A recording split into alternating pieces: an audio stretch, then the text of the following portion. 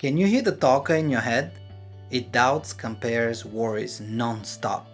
We talk about that here. I'm Alex Yu. Welcome to Mind Triumph. Hi everybody. I am so excited here today because we have a very special guest, Shauna Griffiths. Shauna is an exceptional human being. Now I'm gonna introduce her briefly here, and she's gonna fill in the gaps of the things I'm gonna miss because she is doing a lot of things. Shauna is a designer, and she's known as SG Fashion House, right? Yes, Fashion that's right. House, right? But she's also an acting model, a coach. She was, and that's the friend that we're gonna talk about in a bit there. Okay. But she was also Miss Canada Globe 2018. So her experience in the fashion industry is huge. So we're gonna talk a little bit about that, which is the first part of our conversation, Shona, and then we're gonna dive in the deeper dive into as we call the inner noise or voice in our head. We're gonna talk a little bit in kind of the deeper water Mm-hmm. and see where the conversation kind of goes from there. But I want to start first with giving you an opportunity to tell us just a little bit about yourself, because I know you're from beautiful Maritimes, and Yeah. yet here we are in Vancouver. So maybe tell us a bit about yourself. How did you end up here, and fashion, hmm etc., etc. Absolutely. Well, hello, everybody. My name is Shauna Griffiths. I often go by SG. I am a 28-year-old fashion designer, originally from Newfoundland and Labrador. I moved to Vancouver in 2020 to start fashion design school. After completing a kinesiology degree for 4 years prior, I had just realized that this wasn't the path that I really wanted to continue. It wasn't exciting and it wasn't challenging. So for me, there was something missing. As much as I loved human anatomy and the body and physical movement, luckily I found a way to incorporate that in my designs and how I coach models and yeah, just move forward with everyday life. So I Did you think say kinesiology? Is that what you said? kinesiology, yeah. Oh, I didn't know that So about you. yeah, my major is in kinesiology and a minor in psychology. Okay, all right. So, Yeah. we do things in life sometimes that we don't know how they're gonna come handy and later, like you said. Yeah, I'm still figuring it out. When I first made a decision to go to fashion school, everyone kind of thought I was crazy just because it came out of nowhere. I had not sewn anything in my life, and it was a brand new project, brand new adventure for me. So at So, the up time, like you woke up one morning and said, "I'm going to fashion." I was in my third year of university, and I was working in an office at the time. I was doing like a kinetics recreation program with students on the university, and I don't know. I was just in the office, and I was just like, I can't imagine myself being here every day. And throughout my university Fair enough. degree, I had multiple work terms in physio as well, and so I got to kind of experience a lot of the sides that I was interested in. But none of those really, again, made me wake up and be like, oh, I can't wait to go to work today. Yeah, yeah, I hear So you. yeah, I kind of just had a feeling that it was meant to be in the arts. I had already thought about doing something in the arts, but it's a scary kind of venture, and it's a very self-discovery path, right? There's no Agreed. stone for arts, so it's a bit unknown. And eventually, I was, I guess, okay with that enough to want to move and start over and do something new. Very cool. Was there anybody in that time that supported that? Like, I mean, because often we have rocks in our lives, right? Who Yeah. was there to kind of tell you, yeah, Sean, I think you should go ahead. I think my dad understood where it all was coming from. As a child, I was always very artistic, and my parents, like, fortunately allowed me to paint on the walls, draw on the walls, and, just express that part of me. And I think just looking back now, how much that has shaped me to be the artist I am today. So I think my dad wasn't surprised by this idea. My mom, I guess, was more concerned about. I guess the different paths that I'm choosing now and what my Well, life's going to look like. And she was nervous for me. I was moving by myself. So you I have was, to understand that, right? Moms are like that, right? They always care about yes. their babies, right? She also didn't want me to shave my head, but here we are. Yes, that's gonna be one of my questions. But before I jump to that, if we walked in your room, your childhood room, because you said you painted on the walls, right? What Yes. would we see right now? On the back wall, there is a massive tree, huge tree. It's a black stump tree with there's pink flowers all over it. It's kind of like a Cool. Japanese cherry blossom kind of vibe. but a little bit bigger flowers. And on the other side, there is three hummingbirds flying to the tree. So my bed was in the middle of it. So it looked like there was birds flying over my bed into the tree. How cool is that? So your Yeah, it's still imagination, there. I mean, you can tell, right? Your mind artistic and Yeah. wow, Yeah. very And cool. I painted some basketballs and I painted like a little triangle with flowers in it. It said fearless and I don't know, just whatever kind of came to my mind. And unfortunately, I can't find any of my sketchbooks from that time of Oh my life. no. But I have some ones from really early childhood and funny enough, they're all flowers. Okay, All of them. flowers. And I mean, knowing you a little bit, Shona, some of your designer collections, I think they also show that, right? There's a lot of flower Nature, and very nature right? Yeah. inspired, absolutely. And I think a heavy influence of that was my mother because she always took photos of me with her flowers and even looking at old photos just recently, she was all about the flowers. So you kind of learn Okay. just more about yourself every time you go home, Right, right? right, right. You do, and you do. You're right. That's actually a very interesting point. And I, Mhm. when every time I do it, it's the same thing. Now you live close to New York. I mean, sorry, you were raised close to New York, where I mean, fashion is big there. We Yeah, both can say, right? And yet yeah, you are at Vancouver, West Coast here. yeah. Why not stay on that end? I mean, you a few hours from New York there probably, or I mean, different reasons. So I had a 4-year program in university, and then I was looking for a program within Canada that I could perhaps do it in a year or two because I wasn't looking to do another degree. I knew I wanted sure, at that point to start a business and do my own thing. So my idea was to get my education and start something new, right? And with that, I found Blanche McDonald in Vancouver. They have a compressed program, like a fast track program. That's 1 year, and you learn everything: fashion history, pattern making, sewing, drafting, everything, very everything. cool. And it's really cool that nowadays there are a lot of these kind of flexible schools, you'd say, in Mm-hmm. different areas. So I guess that really helped you. And like, let's kind of dive into the fashion industry Yeah, let's because do it. that's. I mean, I know you've been to New York, Paris. I mean, you've got experience. I mean, Hmm. I've had the pleasure to know you a little bit outside of Thank this you. podcast. So tell me, I don't even know. There's lots of questions come to my mind, but Yeah. as a self-made person in it, like I mean, because as far as I know, there isn't any big designer behind you, right? You are right. How are you making it? How is it going? Yeah, I would say the trips international were for modeling, which is definitely separate than my design world, but in a lot of ways also connect. It allows me to meet new people, meet new producers, models, people who run the show, all these people, right? And how do you get to meet these people? You have to go to these events. So when I first came to Vancouver, I was really interested by Vancouver Fashion Week because in Newfoundland we don't have any sort of thing like that.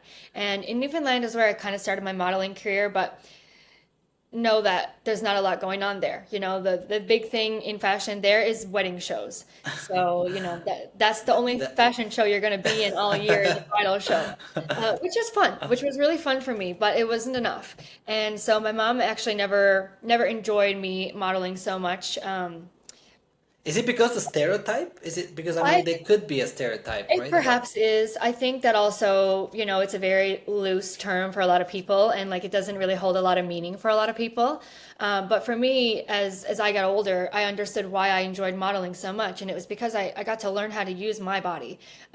Growing up, I was always a tall kid. I was the lanky girl. The clothes didn't fit me right, and I got into sports. I was a really good basketball player, but before I was really good, I was like Bambi. So people used to call me Baby Giraffe. So you can imagine, growing up and then suddenly your body just gets large or tall, and then you have these super long limbs that you don't know how to control or how to use. And at some point you're like, okay, I need to like rein it in a little bit. And modeling has really taught me, well, composure for one, posture, how to walk better, how to sit down, how to just be more proper, and also just feel much better about myself because I'm understanding that my body is different than others and mine can move and do things in a different way than others. And there's something beautiful about that. But a lot of absolutely. people don't see that side of modeling or even ask models why they like to model. Yeah, I think that's one of the best answers I've gotten as far as modeling goes, right? Because you don't, I mean, Shona is pretty tall. As I said, I have the pleasure to know her in Mhm. person. And there's probably, I mean, I'm sure there's even taller women in modeling. So Oh yeah. you don't think about that, right? As you said, No. these limbs are growing. What do you do with it? How do you, right? The Yep, pole, yep. right? The ball would bounce off my knees all the games. Oh, it gotta be better than this. And So of course, then the frustration of having clothes not fit you, right? Imagine all of high school is kind of where I started to really want to adapt a new style or start something new. And my jeans would be like 4 or 5 inches long, and my sleeves would be short. And anyways, I Well, but you don't think about it unless you have that problem, right? Like yes, I would never know that. Like I would now hmm I would just see a model and say, "Whoa, well, she looks great." But these are some of the things that you don't think about, right? Unless you are exactly. one. And It's after my kinesiology degree, so I was already accepted to this school in Vancouver, and I wanted some experience in retail. So I actually finished my degree and I went to work in retail, which nobody understood either. But I need to know how to run a store because I had no idea. All I knew was every muscle in the body. And so I worked in retail, which I found that a lot of other women have a similar frustration, whatever size or shape they are. They have a too big of a bust or too small of a waist and their pants don't fit or their pants are too long. And as I was in retail, I was working a lot in the change room, so I was fitting a lot of my clients and realizing that so many women have this clothing issue because clothes aren't made to fit every single type of body. They're made to fit one pattern block size. yes. So there's not a lot of give in those areas. And for people who want their clothes to fit really well and to look really well on them, I mean, it's a level of care that you have to have, right? So as I was working in this job, I was like, wow, well, design seems like it's a never ending industry because there's people always going to want new clothes. People are Correct. always going to want their clothes to fit better or something new. And so for me, it just felt like it was an open ended opportunity. That's to enter like the designing part. Design world, yeah, and Yeah. just be in the fashion industry in general. I just thought there was like so much to it, there's so many avenues, and it goes the same with like medical school. You can go to med or physio or chiro, but fashion you can do modeling, styling, commercial styling, Yeah. design, Big creative industry. director, lots of Yeah. things, right? The Lots list of is things. endless. So For sure. that's why I And do so many things. when was that? How long ago was that when that kind of the That was designing part? in the time I worked in retail was 2019, 2018, 2019. Oh, right before COVID. So it's Right been before six, COVID, seven and then I years. started school January 2020 in here in Vancouver, and I took a 3 month break because our school closed down, and we picked back up, and so I actually ended up being in school for 15 months. Um, and luckily, our school was like a semi-private school, and a lot of people had dropped out due to COVID, so it became an extremely private school. There was only 4 people in my class, Oh my so goodness. I got to learn a lot more, and I'm actually very thankful that I went back to school at that time. So timing worked out for you, Ed. And I know people did go to school during COVID, but it really worked out for you. Four At the time, I people. didn't see it like that, Yeah. but yes, now looking back, I'm like, yeah, I was very fortunate to have that time, such one-on-one time with my teachers and classmates Okay. as well. Wonderful, wonderful. So Mhm. it's been 5, 6 years, let's say. What the expectations you had about going into not modeling, but designing? Mhm. What what came up to be true and what you didn't expect, I guess, Mm. to have to deal with? What came to be true was that there's opportunity everywhere. You just have to create it. And that's one thing I'm just really good at doing is creating. I'm a born creator. I'm not a born businesswoman. I wish I was, but They um, don't go hand in hand usually, right? The creative not so people, much. right? And social media content creating is a whole other game too. But I have the creator trait, so at least I got that one. Love What it. came to not be true or What you didn't expect, I guess. It was didn't like, well, expect, how hard it is to actually sell clothes, it to is. to market yourself, and to do everything on your own. I can imagine. I mean, I've been in business now for 5 years, and I've only had myself this amount of time. Briefly, last summer, I had an assistant helping me work on a collection, but he was again unpaid because he was a student, so it was like a It's student like an intern kind of intern. position. Mhm. I wish I had him back. He was great, and having an extra pair of hands like just cuts the time in a lot of areas. But unfortunately, I just don't make enough at the moment to be able to hire someone to help me in that regard. And Mhm. what I would need is, someone to help me design and help me sew and everything, but also to be there to help me with social media and do the content creating. And there's a whole other back end sort of thing that Yes. I don't really get time to touch because too busy sketching and Yes. Well, paint you're it, myself. right? That's the thing. You're it. Every aspect of the business is you, and yet your strength is that creative, beautiful soul, right? I mean, and so I can understand a lot of people struggle with this. Can you tell me the highest point in these 5 years and Oh the yeah, lowest point? absolutely. Okay, so as you know, I did a fashion show in Paris last September, Yes. and it was my dream. It was my dream to do a fashion show in Paris. The year before, I had modeled there. The thing about me, I always model first to like Test the suss it water. out. Yeah, test the waters, and then I'm like, okay, I'm in it now. Yeah. So I did the modeling first, and it was enjoyable, and it still wasn't the dream though. So the next year I had an opportunity to show there, and I made a collection all summer. It was a 3 to 4 month process, and however, However, there's a I did a however. show, the same show. I did it in my backyard before I went to Paris. Yeah. 1 week before I went to Paris, I was actually happy to be and you there. were there for Yeah, that. yes, yes. It was Yeah. lovely. Thank you. Um, that to me was a huge milestone because it was a fashion show from my fashion house. Yes. Um, Being in Paris was a dream, yes, but at the time I feel like I was a bit tired. No, not a bit tired. I was really exhausted. I was really stressed. There was a lot of variables that I could not control, models, lighting, runway, all these things, right? And as a creator now who has taken on fashion shows on my own, because I enjoy also producing my own show, I feel was a bigger achievement to me than showing in Paris. And some people can't believe that, but you have this feeling and you have this idea of what feeling you're going to have when you accomplish this dream. And I think I already had that feeling here in my home before I That's went there. beautiful. And yeah, it was just one of those things. It was like I did it, but Does that does that does that happen often in life, you think, where you have this image of something? It could be a dream to put your show in Paris, or it could yeah, be a house or a career or whatever. yeah. And then when you get it, it's like you said, it's like it was better in my image, or maybe I lived it in like you said, at home. Yeah, and I think what it is, people don't, they don't, they're more focused on what feeling they're going to get when they achieve it, not the feelings they have in the journey to get there.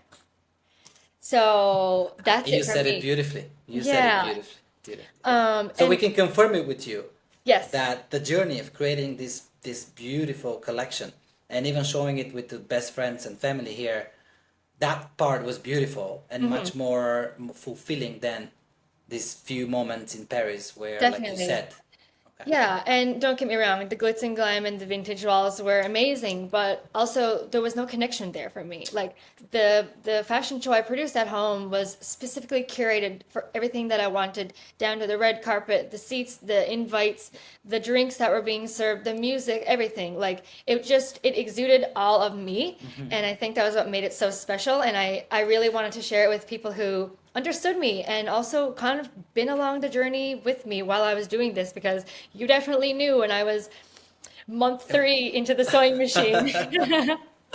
well, as I said, I was there. It was a beautiful. I will never forget it because it Mhm. felt like I know we were in your backyard, and it was beautiful because it's a Mm, gorgeous backyard surrounded by nature. But thank you. it felt like we were somewhere transcended somewhere, right? It was Hmm. so well done, and the energy was absolutely unrepeatable. It felt like it was Thank you. beautiful. So Yeah, that I was definitely think my highest high. that's the highest high. But I experienced a very low low after that. After the one at home or the one when you came After back from? Paris, I mean, at that level of exhaustion, I think just and the level of stress too had just really taken a toll on my body, and I did kind of think that I was a little bit depressed at one point. It had just been like, I know this is kind of a poor analogy, but someone had like taken my baby away. Like I'd worked so long at this, preparing this collection, and I showed it, and then nothing happened. Nothing happened, you know? Unfortunately, in Paris, there was no interviews, there was no follow up, there was no publicity there that could get me to a higher level, which of course is what I wanted, right? But you do all this work and you think you're going to have all these opportunities and there's people want to buy your things and buy your collection and then nothing happens. So what then? So I came home back with all the clothes And actually, my suitcases were sitting down in the room for almost 3 weeks. I didn't actually even care to open them. I was just so tired and so done. But Hmm. then also a part of me missed that busy energy. So is that common, Shona, to show that beautiful work and not have a follow-up? In fashion, yeah, it's a pretty dog eat dog world. I mean, you really got to work for it, and you really got to go after it with your two horns, right? And unfortunately, you just can't wait for people to seek you out. You have to seek them out. I just thought that perhaps for a venue like that, there would have been more organization where every single designer got a chance to be interviewed with like a TV broadcast or like a YouTuber or something, you know? There was just not a lot of like questions, or there's just not a lot of Interesting. people who are interested in asking more. I hear you. Okay, well, I do feel sorry for I know you the heart you put into that, and so I can I'm living it through as you experience as you're sharing Yeah. it with us, right? Because Yeah. yeah, you put all that work. Two quick questions, and we're gonna switch to talk about mindfulness. Uh, shaving, shaving your Yes. head, Yeah. and also the other question is, can you make a living as a model for any woman or young girl that might be listening to us right now? So which first? You can answer the model one first because probably Yeah, quicker. okay. Short answer, no. Okay. There's not a lot of paid jobs. I mean, okay. Depends on the type of modeling you want to get into. It depends on how good you are. It depends on also your look, right? You can be gorgeous, but that's not what the client wants for this style of shoot. So they're not going to hire you. Now, if you are a runway model, if you are Naomi Campbell or Gigi Hadid and you're walking in the Versace show, the Gucci, the Prada, every those show, yes, you can make, of course, a living off of that. They're paying lots for those models to walk. But for campaign shoots and smaller end styling shoots and things like that, like a lot of runway shows generally don't pay. A lot of times models have to pay. And models have to pay to be there. For, Is for that right? example, every time when I went to New York, when I went to Milan, when I went to Paris to model, I had to pay for my flights, my accommodations, and for those shows, I actually did not get paid. So if I wanted to model internationally and get paid, I would have to have a mother agency who can represent me in those other countries or Oh, states. And if I don't have that, then you don't you'd get have. paid, right? So you have no way of making income then. I've never had an agency as long as I've been a model. Personally, for me, I think agencies, I mean, depending on the agency, but they can take a lot from you. You know, they take a certain percentage of your earnings. Um, you have to work within the boundaries of that agency. You can't necessarily change your hair color if you want to because that's the style that they booked you for. Oh, I see. There's a lot of Okay. things, right? And sometimes agencies don't let you do certain fashion shows or other campaigns, and also your work depends on what your agent gets you. So you really have to do some research about kind of like what style of modeling and just kind of a path that you want to go through, go I see. to reach I whatever see. goal you have in mind. So it's a two very different experiences going through as a self, like as a contractor model or whatever Mm-hmm. we call it, and then by the agency. It sounds Yeah. like that's a big decision. Anybody who wants to go into it. Yeah. But I think I heard what you said. Unless you're one of the big models, which are they're not many, right? There are a Yeah. handful of them. It can be a tough industry. And, you know, some people are very fortunate to get lucky, you know, and get noticed and get scouted and, you know, they're just famous just like that. You know, it happens overnight sometimes. I haven't been there yet, but Is who that the knows? dream? Is that the dream, Shauna? What's the dream for Shauna for SG? I think that at one point that was the dream. Like I had put myself in all these places to be noticed, to be scouted, and then again, like nothing happens. So yes, I have all this experience, and I'm very thankful for that. And you know, I that's long live those memories forever. But at some point, like I'm 28 right now, right? They're looking for models, younger, like What's the entry teenage, level? teenage to 20 age. Like you Oh know, wow. it's they not that they would say no. It just generally models are younger. So not that I feel like I'm expired because I don't, because I'm not. You're not. But there's a point where you got to be like, okay, what's the next thing? So the next thing for you is at the design end. The next thing for me, my dream has always, as a design part of me, wanted to open a store. As you know, in my home, I work downstairs in my workshop, and I've transformed that whole space into like a boutique workshop. You have that. So, but it's not open to the public. People don't know that my store is in my house. Yes. So it's expensive also to rent a space and put your. I have more than enough designs to fill a store, but the rent, the guarantee of selling items, It's a big leap. employers, Yes, it's a big leap. employees, yeah. Well, we wish you the best. If that's the direction that you want to go, I wish you absolutely the best. And like a person like you with so much passion, like you said, yeah, sometimes things don't work out, but they will Yeah. eventually. Yeah. There's just no way, no Something other better way. will come. Absolutely. And Yeah. last question, just to touch on, why did you shave your head? I mean, I know, but maybe, Yes, I love this question. It never gets old to answer. So I shaved my head almost 3 years ago. It was actually 2.5, March 13th, 2023, or 2022. I can't remember. Anyway, 2.5 years. I shaved because I was so frustrated with my hair. I had a bob and it had a little bit of bangs. And I had rocked that style for many years. I really loved the short hairstyle and always was tempted to go shorter. And, when I put my hair up, I have that little bit of hair coming down. And eventually I got enough nerve to shave like 1 inch of my head there. And I actually went home to Newfoundland and I was talking to my parents and my family and I was like, I'm thinking about shaving my head. And I told a lot of people, I said, I will do it someday. And no one believed me, no one believed me. And one day I was just so frustrated. And I at one point too, at the end, I was just, gelling my hair back a lot, putting my hair in wraps and just to see like if I liked my face without hair surrounding it. And honestly, I really did like it. And it was a time in my life where I was changing. I had just graduated school and I needed to become this like new version, this like upgraded person or this person who embodies something different. And good for you.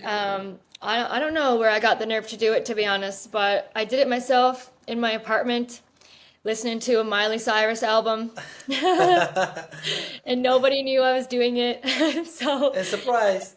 oh yeah, it was a big surprise. So I had FaceTimed, recorded everyone's FaceTime as I'm showing them my bald head, and everyone freaked out, and my mom almost fainted, but hey, she likes it now. She likes it now. Well, you carry it very well. Well, thanks for kind of taking us into your world. I know there's a lot of Yeah. questions and people may want to know more about Yeah. fashion in general, but the SG Fashion House, and we're going to put your contacts and how people can find you All when right. we have that set. Absolutely. And Okay. so they'll find out more. But thank you for taking us into the world. What I want to do next though is I want us to meet the one that most of us carry, but very few of us name, and that's the voice that force, the one that whispers, doubts, shouts, fears, rewrites reality in panic sometimes. At Mind Triumph, I call it the talker. And so, as an opening question in that second part of our talk today, when I say the talker in you, what comes to mind, Jonah, so I know how to continue that conversation? Yeah, let me think about that. The talker. I mean, are you referring to something like negative, right? Well, from my experience, yes, but I mean, maybe there's some positive ends to it. I haven't yet Yeah. discovered, but I mean, it typically Um, is it's an exhausting voice, right? yeah, I mean, I would say that a negative side of it would be like procrastination. Like I know I can do it later, but back to that is that's kind of the artist thing. Artists need to feel pressure to create, at least I do. So a part of me is like, oh, I can relax a bit more and I'll just do it tomorrow. Um, and then also it's I've become a little bit of a homebody in the last few years, so I really enjoy being at home. And so I'm like, oh, should I go do that? Or like, should I go there? And you're like, nah. So that's the conversation that's happening in your mind to decide this. To decide, yeah, I mean, I'm trying to be more specific, but That's it's okay. It's hard to this think is about. I know this actually that talker that I call it. It actually it really encompasses every part of our life. So it's not easy to just say that one part, but we are just kind of exploring what is it meaning to you. Like one part is yes, when it's kind of creating this procrastination, it's kind of what's the word? It's making you, convinces you why not to Hmm. do things or why Hmm. to do things, right? That's Hmm. that's part of the talker, right? Yeah. I mean, I don't, it's probably the talker, but I'm also like sometimes a bit lazy, not to do some things. But I would say that my mind is very busy. Um, whether it's tasks of cleaning the house or I have to go to the grocery store, like my mind is always thinking like what's next, what's next, what's next. Right, And occupied. So there's a voice. So that voice is what we call the talker. So yeah. that's what I want to talk about. All That right. voice, because that's the most intimate part. We live with it, right? I mean, Mm-hmm. this is so. uh, If you can, would you be able to think of a time when you first realized, wow, there's a voice in my head, nobody else hears. It's my voice. I Or think have you? I was a very athletic child, so I was involved in a lot of cross country and a lot of sports, and I want to say that my talker is mostly positive and encouraging to me to keep going and to do better and to just, push yourself, push yourself, push yourself. And part of that is because I think my mom has ingrained that in me, and so sometimes I feel like she's the talker in my head. Excuse me. Yes, yes. So now we're getting somewhere. We're getting somewhere. But like let's take cross country or basketball for Okay. example. Cross country is a really good one because it's individual sport. I'm tired. I'm tired. I'm can't catch my breath, but the finish line's so close. It's like go, go, go. Like Okay.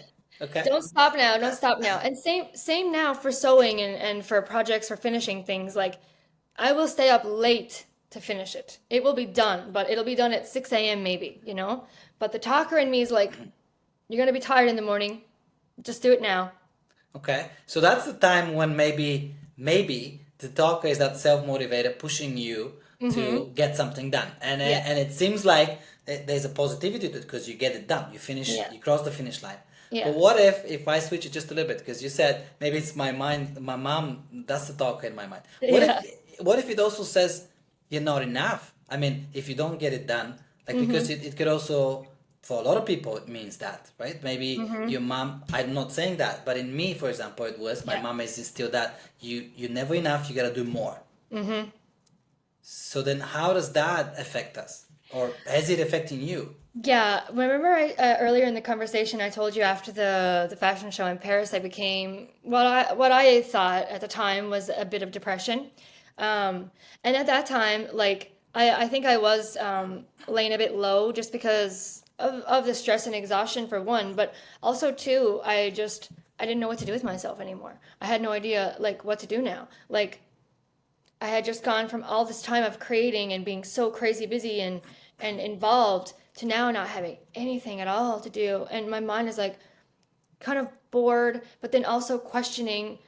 I've been over this in my head like a lot, and I know I was feeling very down afterwards. And part of that is because nothing happened and this and that. And then you start to question like, is this worth my time to do again?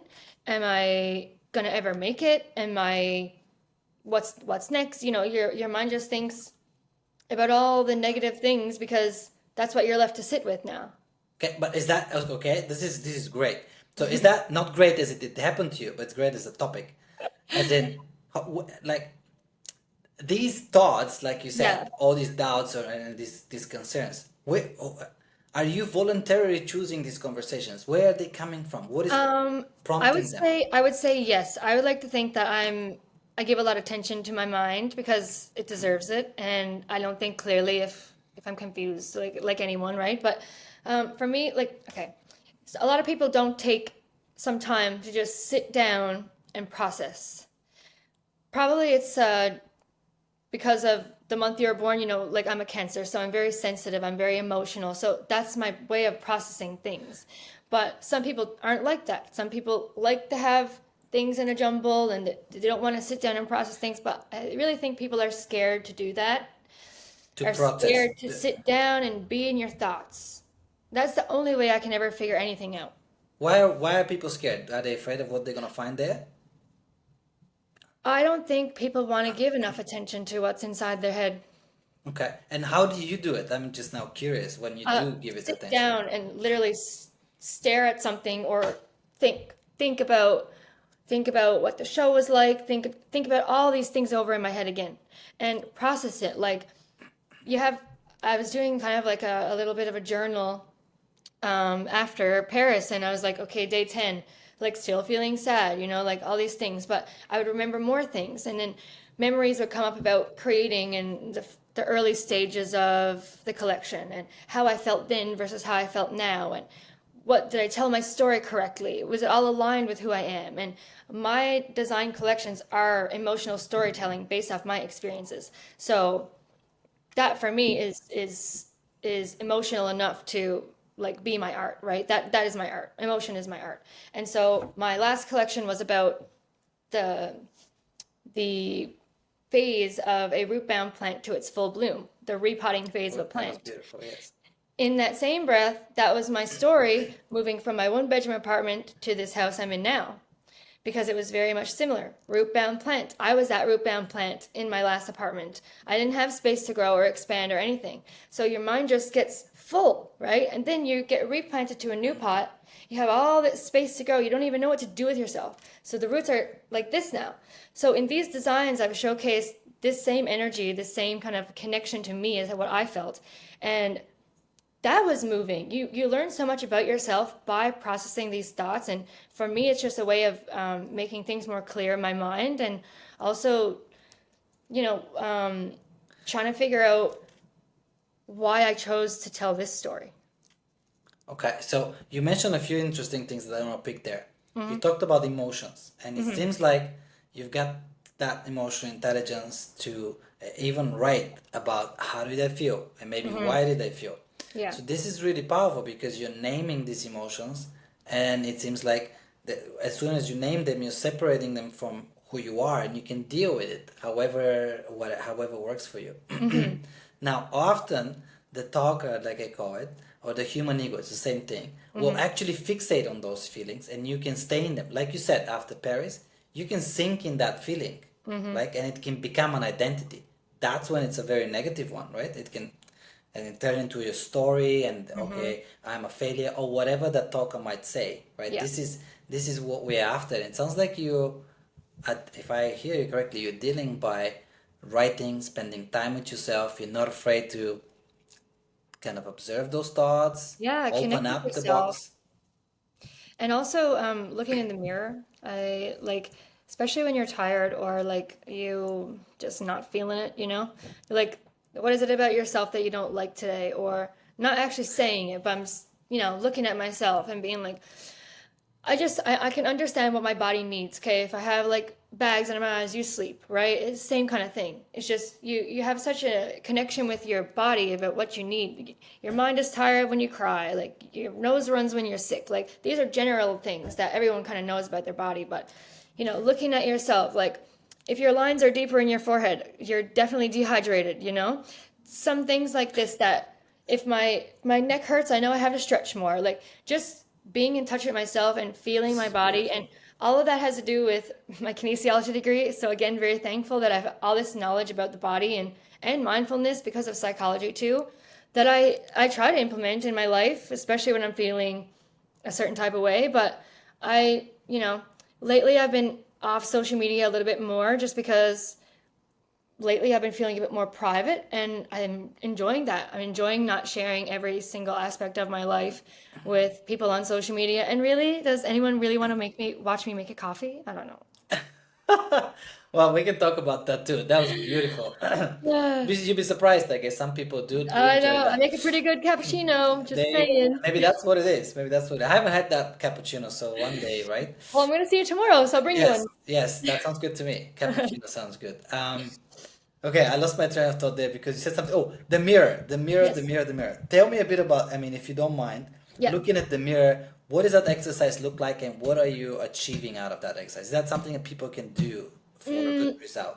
for me, it started, well, I follow a lot of, different kinds of pages online, Facebook videos and Instagram stuff. And I love learning about the mind and how to rewire your brain to be more positive and this and that. So I follow a lot of these things, and I love reading inspirational quotes, and some things just stick with me, right? So one time I watched this video, and she said, tell yourself you love tell yourself, I love you every day in the mirror. Look at yourself while you say it. And it's hard to do at first. It's really hard to do. It feels a little bit weird. Um, Because because you're looking yourself in your own eyes and you're saying, I love you. I don't know. Try it. Have you ever tried it? I of course, for years.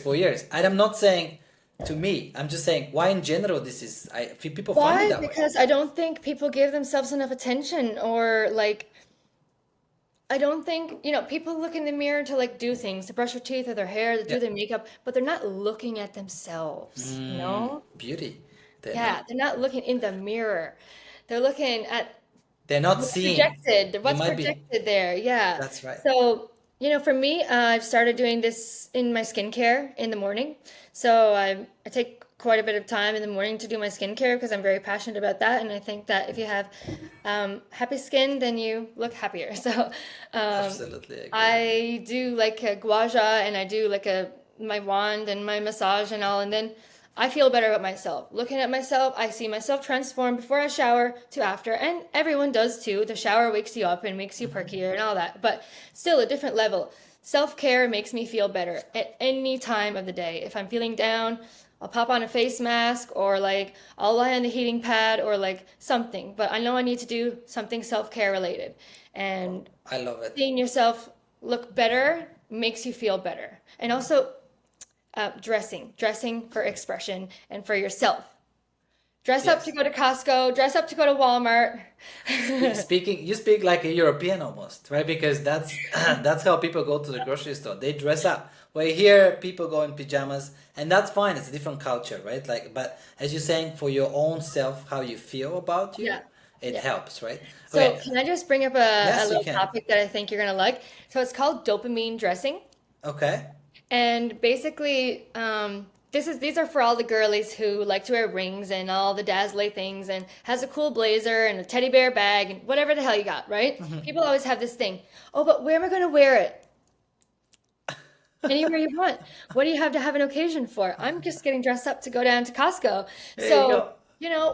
why are we having such emphasis on where is Special it going to be worn? occasion. It's yours. You can wear whatever you want. There's such these boundaries and limitations on things that you can wear and can't wear in this season and this store and this club. I'm like, Okay. That's it's you, right? But dressing up in the way that you like when you dress for yourself has a certain dopamine effect. And the days that you feel the lowest are the days that you should dopamine dress the hardest. Wear that pink blazer with like the green pants if you want. Like, if that's going to make you feel better because that's your version of self-expression, which is definitely mine as well, I'm going to do it. Sometimes people think I look ridiculous, but I'm like, maybe you're just not ridiculous enough. I don't I like it. I like okay. There's lots. I mean, I'm losing track of my questions here know. because it's good stuff. Okay, so I do like the fact that yes, sometimes you do need to, and it's expressing the self love. You started with looking at yourself in the mirror. You said that, right? That's maybe we can call it self love time for Shauna or whatever we want to label it. But Yeah, it's that, right? You're yeah. giving yourself that. Then we talked about dressing yourself, right? And these are all they can be genuine ways of touching your true self, and we Hmm. miss that. I think globally humans, right? Yeah. But I want to bring you to kind of switch it a bit. Is what we do see nowadays often though is people using clothes, and I think is this is the talker here to create this self image, oh sorry, fake image, Hmm. like to either I'm not happy, and if I just buy this clothes, I that conversation I'll be happier, and then it Hmm. doesn't, and it doesn't work, or they they judge by the clothes as well, because Hmm. this is the talker again, right? You're labeling somebody, oh well, they're wearing this, and therefore they are that kind of person. Right. So can you talk to me about how the talker might play bad jokes when it comes to clothing and Hmm. dressing? Well, I think the first thing you mentioned was, trying to fill the void with something, aka a bag or a piece of clothing. That is materialism. They need that to feel worthy or some kind of acceptance, right? So, unfortunately, the designer brand world is quite expensive, for certain items and things like that. And I'll say that people who fashion doesn't mean style. Just because you have a brand, it doesn't mean it's stylish. You know what I mean? You can make this top look stylish with a blazer, with some rings, a jewelry, like just like that. You could take a shirt from Walmart and dress it up. It doesn't mean that they have all this money but I bet you they're feeling a whole lot better than you are after buying your Hermes belt. And it's that like, oh, but you'll feel better. It's retail therapy. Retail Retail therapy. therapy. Killer. Yeah.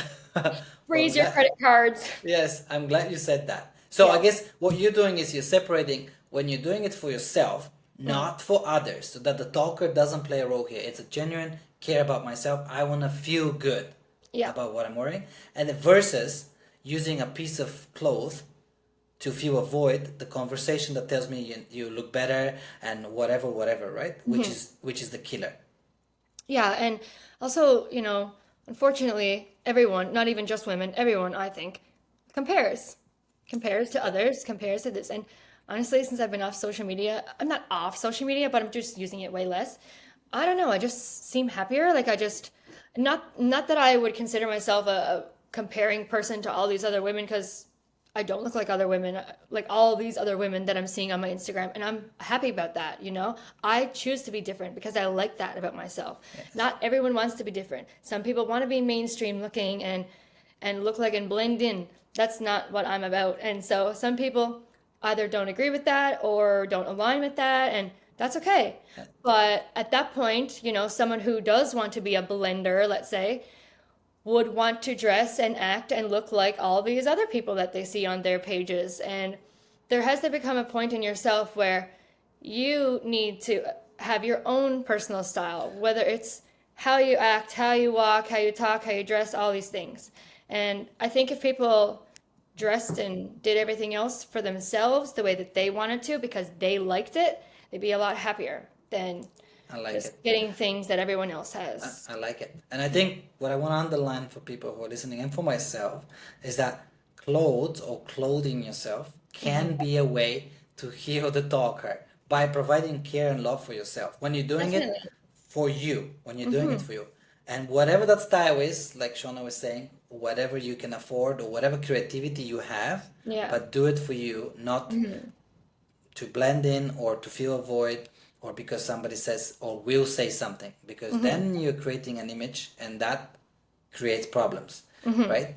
Okay, so I want to dig deeper here a little bit because when we are at the mirror, right, you're looking at the mirror Yeah. and you said I love myself, right? It's a simple statement, right? I love myself. Can I ask you, we can talk about who is I and who is myself? Obviously, there's a conversation here. I love myself. That you might be not saying it loud, Yeah. but it seems like there's two entities. There's the person loving and what it is loving. Do you know where I'm trying to go with it? Yeah. Well, okay. Would it be something different to say I love you? Like I love myself versus I love you? Because if I'm looking at it in the mirror, I'd be like, I love you. You as in me, I love myself. But I think it's the same thing, but yeah, it's in that sentence there's still I and you. so So the I would be me as a person, but the myself would be the talker, right? okay, right? Yes, no, we're going somewhere. So can we live with this without this duality? Because it seems like, I mean, from the beginning of age, people call it the ego, I call it the talker, like you know now. But is it possible to live without a talker and just being love? Not I love you, but I am love. I don't know, I'm just Oh, throwing it out there, right? I yeah. I mean, it would be hard to imagine a world where you didn't have a voice in your head, because everyone does. that's But true. But is it beneficial to us, Shona? What is it? I mean, I know you said it pushes you sometimes to achieve things, yeah. but it's not hard to see. Turn on TV, look at some statistics. The world is struggling mentally, Oh struggling yeah. with on a lot of levels, and I think I'm convinced that the talker has a lot to do with most of that. Mm. So Well, why are we listening to this voice when 95% of times it's not really a friend. It's causing trouble. good point. Um, that's a hard question. I don't know if I have an answer for you because I'm not expecting you to. So It's just, far-fetched, you know? yeah, it is. It is. And I'm not expecting, this is not, oh, we gotta have answers at this No, podcast. of course. Everyday people, you and I, we're chatting about what we all have, like you said, Yeah. right? That voice. But how would you think? How do you reflect if you didn't have that voice in your head? If you didn't have Ooh, that narrator or, you wonderful know? question. Wonderful question. Mm. Well, for my personal experience, I can tell you because for years I've worked on that, and I can say that more than ever before in my life, on almost daily basis, I live very present, Hmm.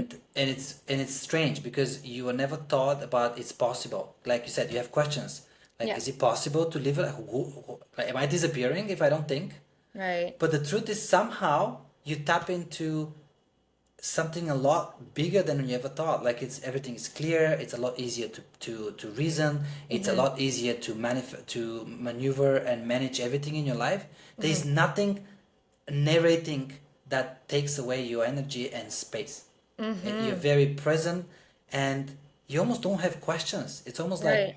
You're just it doing it for it, yourself. it feels too I don't want to say like, oh, it's a life, but even if it's a challenge, let's say you break your leg, it's like instead of making it like a dramatic event, there are things you need to do to improve to fix it, right? Right. I'm not making it into a suffering. Why did I break my leg? Why is it happening to me? I'm Right. always the the bad luck guy, right? So you see, this is not gonna help me. It's not gonna heal Hmm. my leg, right? No. It's gonna depress me.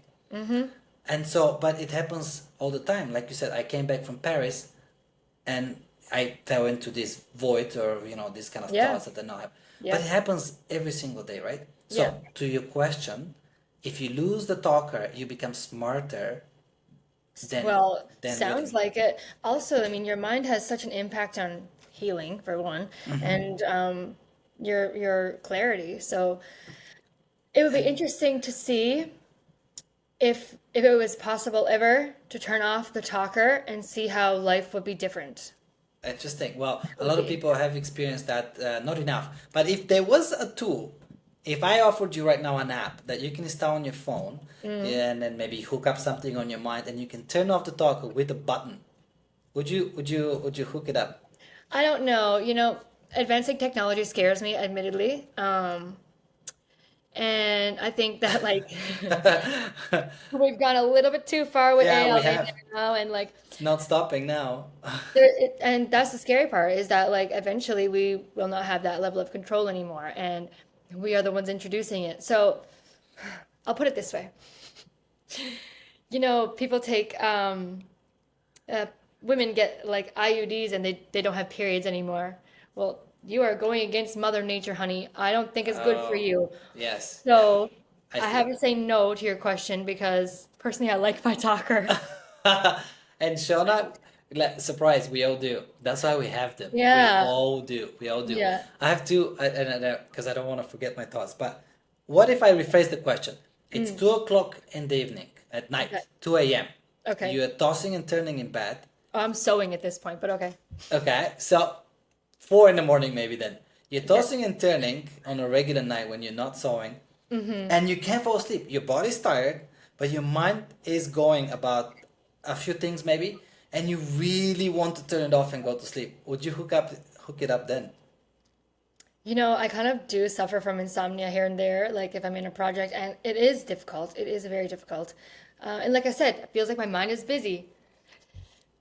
I'd be tempted, Okay, but I think my talker keeps me prepared, because when I go to sleep, I don't know why it doesn't shut off, but it just goes. The bed is when it talks the most.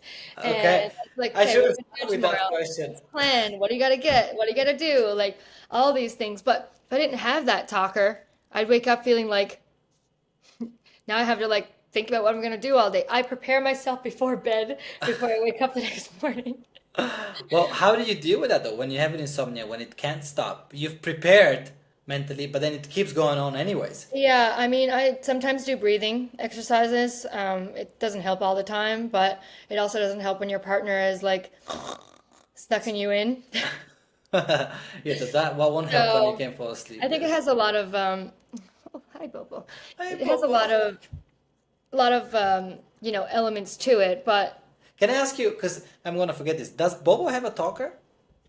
I'm sure he does. Do you Does have he a talker, really? Bobo? He seems happy all the time, so he probably doesn't. Oh, yeah. You know what? Dogs live in the present, so you're probably right. Maybe they don't have. But That's do they have a conscience? Oh, that's an interesting question. Well, I don't think there's anything outside of consciousness. If you look at Mm, it as the bigger picture, we're part of whatever that is, right? yeah.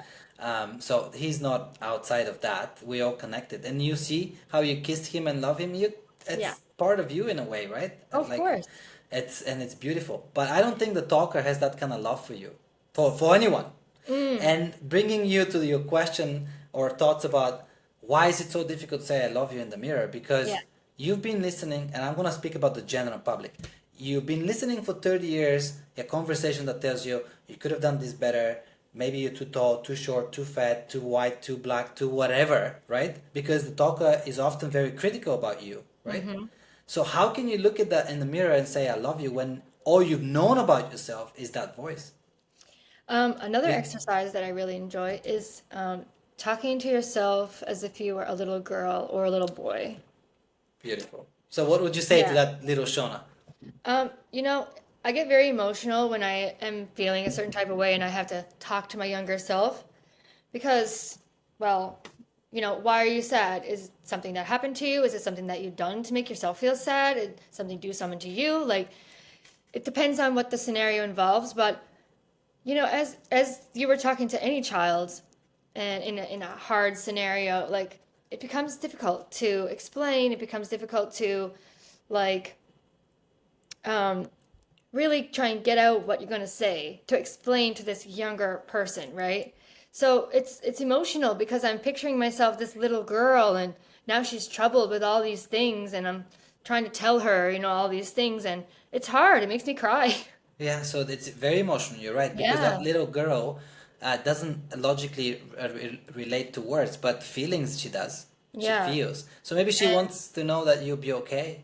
Maybe mhm. that's what she wants to hear. I don't Yeah. know. Yeah.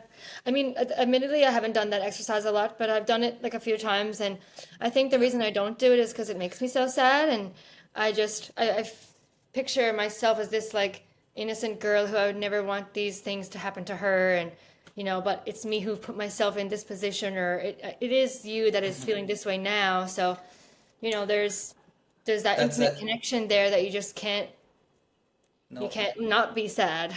True. This is very deep when if you Hmm. can connect with your younger self. And I mean, it's a deeper conversation, but I really think that little kid that we were, all were, didn't have that kind of talker that we now have, which is, No. right, like overburdened with all the problems. And Yeah. so it's pure and it's beautiful. And I think we're missing it. We miss Hmm. it. We miss Yeah. that feeling, right? I have to tell you, when I shaved my head, I never felt more like myself as I did in my whole life, as long as I could remember.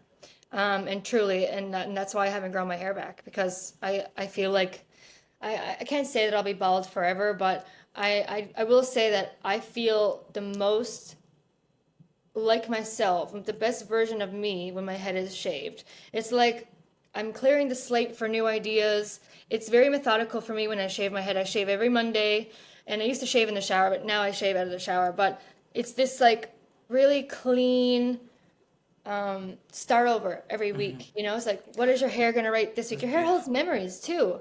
And not that I had bad memories that I want to get rid of, no, but I was hiding. I was hiding with my hair and I was feeling very suffocated and just I was looking at myself and I'm like, this doesn't even look like me, like with hair. And I see pictures of me with hair and even though it was only a few years ago, I'm like, wow, I've changed so much. Like from this girl that I'm seeing on a photo to now who I know I am, changed so much. And I can't imagine going back to being her, to be honest. Wow, you said a lot of powerful things. So liberating comes to mind when I'm listening to you about this because Definitely. it kind of something in you liberated, like Oh, what you're absolutely. describing. Absolutely. Wow. Yeah, I can't explain it. But I did immediately start crying when I like seen myself with a shaved head. I was relieved one that I liked it, and two, I just felt so free. I just felt like, Free. This is the word. yeah, just new and fresh, and What are we free of, Shona? I mean, this is a personal feeling. Nobody's yeah, put you in jail, but yet yeah. it feels good to be free. So what are Uh, we free of? Definitely the frustration. For me, I was free of frustration. Okay, some girls, when they, for me, let's just use me as an example. I didn't ever like my hair when I woke up, right? I thought it made me look worse than I was because my hair was looking bad, right? So then you spend all this time doing your hair. And like I'm talking like hours, like some girls have like way longer hair than I did and do like way crazier things to their hair than I ever did. I can't imagine how many hours it takes for them to do their hair. And I just felt like I was wasting time, losing time because at the end of the day, when I would do it, I didn't like it anyways. So I was just frustrated all the time. I was so frustrated. And I couldn't get it blonde enough. I couldn't get it the way I liked it. There was something always. I'm a perfectionist, and my hair was never perfect, and I hated it. Is it possible that that voice that was telling you your hair is not good enough, is not perfect, is the talker? Was the talker? Because you wouldn't say that to yourself. Like you wouldn't sit there and say purposely say, oh, I don't like you. Like that wouldn't be sane almost, I want to I say. wouldn't say that the talker made me shave my head. I felt like it really came from a place of like deep within that I needed to shed a layer. Oh, okay. So maybe I didn't express myself right. I thought I wanted to say that the talker was telling you that your hair wasn't good enough, but it was the real you that decided to shave and say, "Shut up! I'm liberating myself of this." Perhaps, perhaps it was one of those feelings that like again, you just can't put your finger on it because you just have like this high. Like, you have this like dopamine high and you're like, "Holy shit, I just shaved my hair off." Like all my hair off. And so perhaps myself was talking to the talker like, I'm in charge. "Look who's here now." Look who's here now. This is beautiful. This I'm gonna take that line because this is what you did. I really think this is what you did because Perhaps. when you shaved, you broke down. Oh, I'm losing the word here, but like all the expectations about how a woman should be with a beautiful hair. Is like you liberated that yourself from that and say, I'm gonna do as I please without this. What it could be, should be, and how do we look, right? And I think you freed yourself from all this noise, right? And Yeah. and it feels Yeah. liberating. Yeah. One question: if your talker had a favorite line, what would it be? Oh, that's a juicy one. What's the most common one, the favorite one?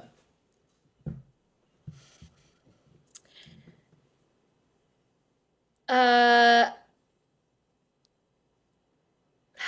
I feel like it would probably have to do with like procrastination, like you can do that tomorrow, or like that can wait, or like you don't have to do that right now, or something like that. But Yeah, I'm thinking really in design mode, like project mode, like what that talker would be like. But daily, that's a good one. Procrastination. I think yeah, that. I think that's probably it. Well, I'm gonna ask you, how do you deal with it, or do you successfully? Also, I'm very impatient, so that's probably also the talker. But I would like to pride myself on my patience in the last few years because I think I've grown to be a lot more patient. And my mom has always said that I personally need to be more patient. So I've taken it really hard and I've tried to be more patient, but still the talker is annoyed. Okay, so how did you manage to improve though? Is it like a personal, like, I don't know, talking to Um, yourself, or I how think it how? comes with age. It also because I'm in a relationship, I've have dogs because I need to be patient, and I don't want to become this grouchy person who just snaps all the time and I don't want to be that person. I'm not that person. So I have to zen. I have to Zen. ground it, I like it. swallow it. So the talker likes to be impatient historically in your Oh mind. my, yes. Okay. So that's a common thing in 21st century, and Yeah. if I heard you correctly, age is helping you, like as you mature, and Older then and you wiser. older and wiser. It's not always the case though. I mean I meet people that are much older than us, and the talk is not That's shutting up, true. right? That's Like true. it can continue on. That's a self-choice though. It is, yes, I guess. Yeah, I mean, if you choose not to apply yourself, if you choose not to like do this or do that because It's true, but sometimes, Shona, sometimes people would have, and I've been in those cases when the talker is so loud that you can't see through the fog. Right? You're yeah. so into, because it's not just the noise it's the emotions that it brings, whether it's depression or just discomfort, unease, right? We've all been Yeah. there, Yeah. and you feel like, well, there's no way out of here. So the self doesn't seem to be able to make the choice. Right. which is sad. But there's always a choice. I agree with you. Mm-hmm. How do you, if when it does get intense, because sometimes it does, Mm-hmm. right? How do you deal with it? Or if you fed another last insight to share of Yeah, how. yeah. Um, I think also like what I said, trying to ground myself and zen out for a minute, and whether that's like doing the anxiety technique where you can like name things that you see or close your eyes and name things that you can hear or smell, like those sort of things like reset your mind and try and just reset your like nervous system and all these things. And stretching also helps. Beautiful. Obviously not in traffic, I'm gonna get out and stretch, but like I need to take some deep breaths, I need like gripping the steering wheel really hard and I'm like, come on. Okay, you said a few really good ones. I like the naming colors, smells. Smelling is a when you smell something, the talk stops immediately because the brain has to directly process the smell. So That's pretty cool. I didn't know stop and smell that. the rose is it's not Mm. something, it's Mm. right. There's power into that.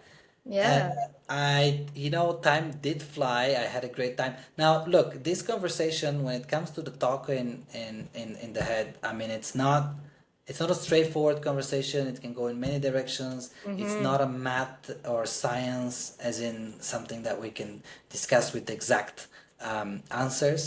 I did enjoy it though. There was a lot of little nuggets and insights here, and I'm hope that you got a few because, as I Yeah, said, we both absolutely.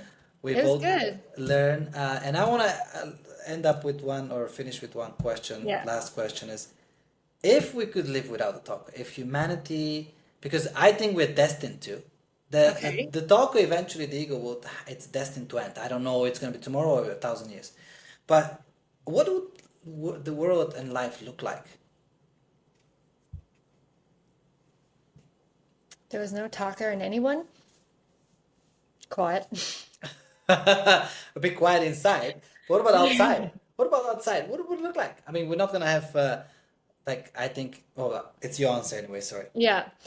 I think people will be kinder, less judgmental. I think for one, people will be less judgmental. For sure. Um, There'll be nobody to judge inside. The judger is gone. no, right? Exactly. And hopefully more peace with themselves because I mean that's what everyone wants at the end of the day, right? Everyone wants to feel peaceful. So let's say this. I would turn down my talker at night. Yeah, I have a All question right, I for you. like it. Would you turn off your talker if you could? Absolutely, Really? Doesn't that absolutely. scare you though? No, because I've had the pleasure of experiencing it without a tool through Yeah, being present. I mean, presence, being present. It's kind of a overused term. Being present. What does that mean? You can't do it by thinking. right. Well, why don't we say self-aware? Self-aware. Yes, if there's no self, meaning if somebody has to be aware of something, the talk is there. I don't know if I'm making sense, right? Because Yeah, see, you're making sense. because there's a lot of people who are spiritually growing or spiritual, and that's another face of the talker. Because I'm more spiritual than you. Well, Says who? you've got an ego. If you are Right. comparing, you're not spiritual, right? The ego is there dressed All right. in spiritual clothes. So what I'm trying to say is self-aware, yes, but it depends which self, the fake self or the real self, if I can Yeah. say it that I way. think in short, my answer would be people will be less judgmental and less, comparing. And in turn with that, they would have more peace, which I think would be great. So if, I love your answer. yeah, Lovely answer. hopefully it happens. I love your answer. Well, we're gonna finish with that. I'm gonna stop here. Thank you very much, Shauna, Thank and I you. hope people have absolutely enjoyed that beautiful conversation. And until next time. Thank you. Thank you for listening to Mind Triumph. Share it or leave me a note. Remember, your talker isn't you, presence is. Less talker, more presence. See you next time.